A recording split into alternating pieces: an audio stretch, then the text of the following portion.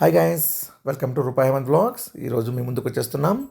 బెండకాయ ఫ్రై ఎలా తయారు చేసుకోవాలో దానికి కావాల్సిన ముఖ్యమైన పదార్థాలు: ధనియాలు, జీలకర్ర, ఉద్దిబ్యాళ్ళు, పసుపు, ఎండుమిరపకాయలు, శనగ్గింజలు, తెల్లగడ్డ, కొంచెం ఉప్పు అండ్ తరిగి ఉన్న బెండకాయలు. ఇవన్నీ మనకు కావాల్సిన పదార్థాలు.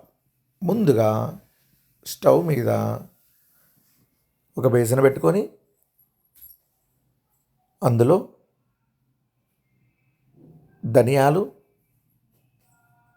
కొంచెం దోరగా వేయించుకొని, ఉద్దిబ్యాళ్ళు,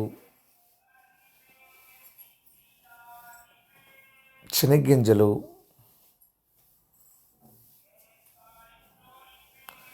ఎండుమిరపకాయలు మరియు జీలకర్ర వేసుకొని దోరగా వేయించుకోవాలండి. మీరు వేయించుకున్నప్పుడు స్టవ్ సిమ్లో పెట్టడం మరవకండి. సిమ్లో పెట్టుకొని ఒక 3 to 4 minutes బాగా వేగనివ్వాలి. వేగిన తర్వాత ఆ పదార్థాలన్నీ గ్రైండర్లోకి వేసుకొని గ్రైండ్ చేయండి. చూడండి, కొంచెం థిక్నెస్ మంచిగా రావాలండి. అలా థిక్నెస్ వచ్చిందనుకో మసాలా మనకు బెండకాయకి బాగా పండుతుంది. ఇప్పుడు మీరు చూసినట్లయితే ఇది మా గార్డెన్ అండి. గార్డెన్ అంటే గార్డెన్ టైప్, కానీ గార్డెన్ కాదు. ఇక్కడ మేము ఇప్పుడు ఫ్లవర్ పాట్స్ పెట్టాం. చూడండి, చాలా ఫ్లవర్ పాట్స్ ఉన్నాయి మాకు.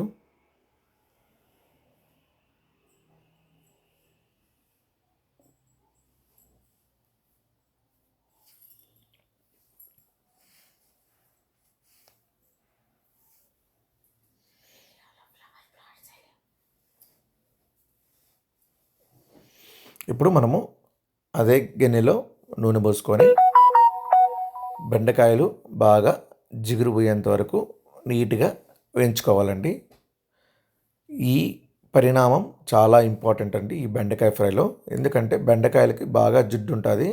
సో తరుక్కున్న ముందు మనము ఫస్ట్ నీట్గా కడుక్కొని ఒక బట్ట తీసుకొని నీట్గా తుడిచేసి తర్వాత కట్ చేసుకొని ఇప్పుడు నూనెలో బాగా జిడ్డు వెళ్ళేంత వరకు బాగా నీట్గా తరుక్కోవాలండి. బాగా మగ్గిన తర్వాత పసుపు కొంచెం వేసి మళ్ళా కొంచెం ఫ్రై చేసుకోవాలా మీడియంగా.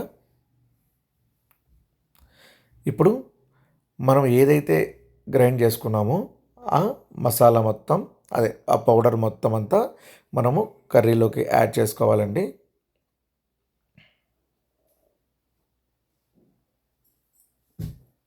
అంతా వద్దండి, మేము ఎక్కువ గ్రైండ్ చేసాం. సో మనకు కావాల్సినంత బెండకాయ ఫ్రైకి ఎంత కావాలో అంత వేసుకోవాలి.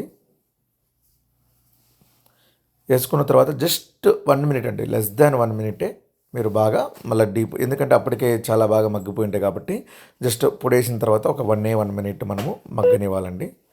1 minute మగ్గనివ్వాలి. అంతేనండి, ఎంతగానో ఇష్టమయ్యే బెండకాయ ఫ్రై రెడీ అండి. ఈ వీడియో మీకు నచ్చినట్లయితే లైక్, షేర్ అండ్ సబ్స్క్రైబ్ చేసుకోండి.